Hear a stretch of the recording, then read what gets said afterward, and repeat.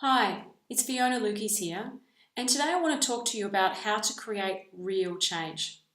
There are so many things in our life that people would love to change if they could. Some people want to lose weight, some people would like to be healthier, other people want to be more motivated, some people want to have better time management skills, be more organized, feel more positive. Let's face it, there's always something in our life that we're looking at that we'd like to change.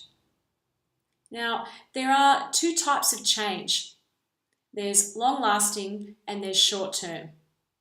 Now, short-term change is a type of change that lasts for a period of time and then seems to peter out, where you start off with all these good intentions and you change for a week or two or a few months, and then you find yourself reverting back to old behaviours or the way that things were. It's frustrating, it's demoralising, it causes a lot of negative self-talk when we end up going back to where we were, and it makes us feel that perhaps next time we can't really make that change, that perhaps we're just kidding ourselves, and it really impacts our motivation levels. Now, the reason why short-term change is because often when you're wanting to create change, you're doing so and it's short-term and the impact is short-term. It's short-term because you're wanting to create change based around shoulds and external forces. So, for example, let's talk about weight loss. Perhaps you're someone who wants to lose 10 kilos and you want to lose it because you know that would be a good idea and you know that you should. I should lose 10 kilos. I would look better. I would feel healthier. I know that people look at me funny when I'm walking down the street. I can't really wear the pants that I want to, I don't look good in jeans. I'd like to be wearing these kind of clothes. I worry about what other people think about me, so I really should change. Now, what happens there is you get yourself all motivated, you get yourself worked up, maybe you've got a bit of energy about it, and you go, right, I'm going to join the gym. You join the gym, and everything's going well for about 2, maybe 3 weeks, and then you find that your motivation levels start dropping.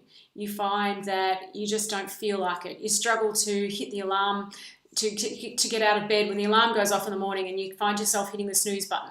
You find reasons why you can't go anymore. You realize you're too busy, etc., etc., etc. And all of a sudden you're not going anywhere at all.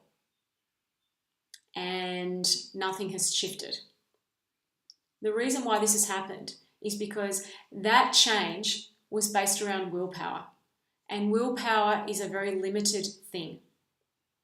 When you create change that's based purely around willpower and shoulds, and is based on external factors like what other people think and what other people are going to say, it's impossible for it to last long term. Why? Because willpower runs out. Let me give you an example. You simply cannot give up smoking, lose weight, and be more organized at the same time.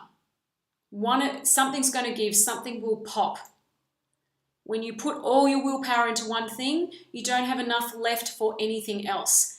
And you notice this, say for example, you're someone who wants to go to the gym and lose weight, and you find yourself, you're in the second week of going, you're feeling good, you come home and you have a huge fight with your husband or your partner. And after that's happened, you feel so bad that your motivation to go to the gym drops, and instead you might go and eat a packet of Tim Tams or go and have a piece of cake, and then you go, stuff it, what's the point in going to the gym? And all of a sudden your motivation has fallen through the floor. And that's because the willpower that you had pushing going into the gym has been used up by the fight that you've had with your partner, and you don't have enough left over then to continue going to the gym. That's why change that's based around willpower and shoulds and external factors alone will always peter out eventually. It's simply not sustainable change. Now, long-term change is very, very different. Long-term change comes from a different place. It's not based around willpower. It's not based around pushing. It's not based around shoulds. It's not based around some of that motivational stuff that you hear where you've got to get out and stretch yourself and push yourself and go beyond your limits and go hard and all of that kind of stuff, all that rah-rah stuff, I call it. All that rah-rah stuff is willpower based, short-term only, gives you a brief kind of oomph, and then it peters back down. It almost feels like you're on a roller coaster, where there are days where you're on and days where you're off, until eventually the off days outweigh the on days. So long-term change is different. Long-term change comes from a different place.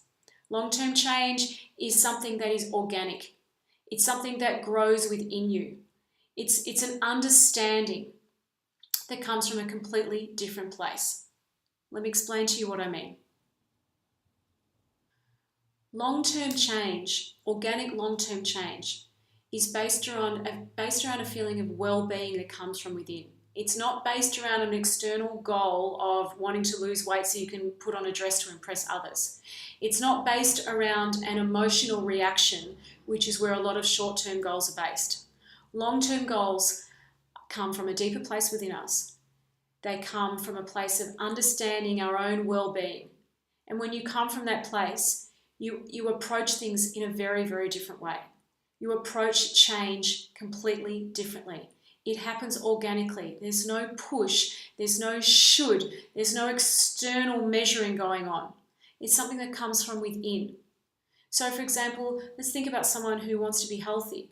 What happens when change is organic is that over time it becomes so normal to feel healthy that you don't have to think about it, you don't have to push. And so the next natural organic step is to put healthy food in your body, to exercise more, drink more water, whatever that may be for you. It's something that just starts to naturally occur and happen. You don't even really need to think about it. It's simply the next step. It's not that you've got a big goal around it, it's just that the next step is this. You start to get in a place where you can feel that feeling healthy feels good. Your well-being has shifted internally, and so the next step is, I'm going to drink more water. The next step is, I'm going to eat more healthy food. You naturally find yourself saying no to desserts. You naturally stop craving those things that you were craving before when you were coming from a place of willpower and you were denying yourself. Organic change is extraordinary, because it comes from a place of peace and well-being deep within us. And when you're able to tap into that, that's where change becomes long-term and not short-term. I trust this has been helpful for you, and I look forward to being in touch with you soon. Take care.